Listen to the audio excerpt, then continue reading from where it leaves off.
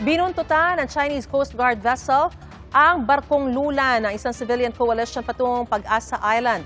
Di pa sila nakakalayo noon sa Mindoro at nasa loob pa ng EEZ ng Pilipinas. Saksi si Von Aquino. 60 nautical miles lang mula sa kanluran ng Mindoro ang lokasyon ng sinasakay naming MV Kapitan Felix Oca nang mamataan namin ang bumubuntot na Chinese Coast Guard vessel na ito na may body number 3103. Matatandaang ang CCG vessel 3103 rin ang gumamit ng long-range acoustic device laban sa Philippine Coast Guard sa BRP Cabra noong January 2025. Ang long-range acoustic device ay may kapasidad na lumikha ng high decibel sound na maaaring magdulot ng pagkasira ng pandinig.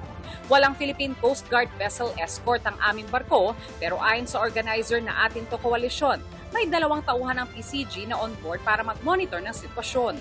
Ang medyo nakakabahala, 60 nautical miles away pa lang po tayo west of Mindoro. So ibig sabihin, well within our exclusive economic zone ay ini-escort na tayo ng Chinese Coast Guard. Sila pa talaga yung nag-i-escort sa atin. Kaya nakakabahala kasi definitely nasa loob pa po ito ng West Philippine Sea, pero umaas ng ayan na naman, siga ang China.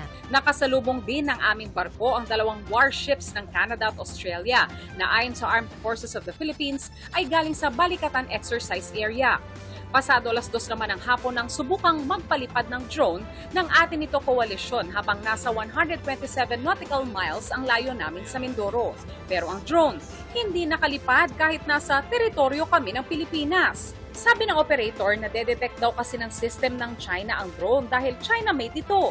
Lumabas pa nga sa screen ng operator ang isang prompt o mensahe na kailangang i-register ang drone sa Civil Aviation Administration ng China. Parang nagiging layuhan tayo sa sarili ng nating bansa because why do we need to register our drone to their CAAC when in fact our drones are already registered to in our country.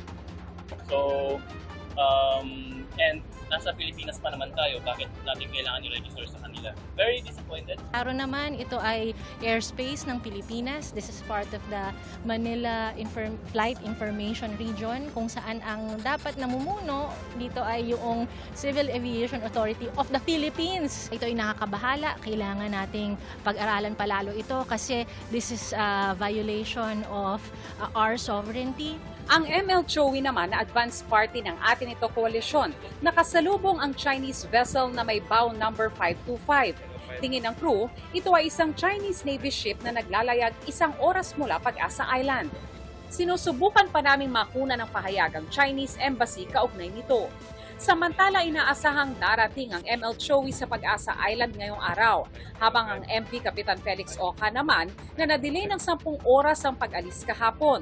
Inaasahang makakarating sa Pag-asa Island dakong alas 5 ng hapon bukas. Lahat po ng activities natin ay tuloy pa rin. Kahit may onting delay lang tayo, ay gagawin pa rin po natin yung ating mga mission. Kasama na po dyan yung paghahatid ng supplies sa ating mga kababayan sa Pag-asa Island at syempre paghahatid din ng musika kasama ng Moro Beats at gayon din tuloy na tuloy po yung ating pag-jet ski sa Pag-asa Island. Ako si Von Aquino, ang inyong saksi.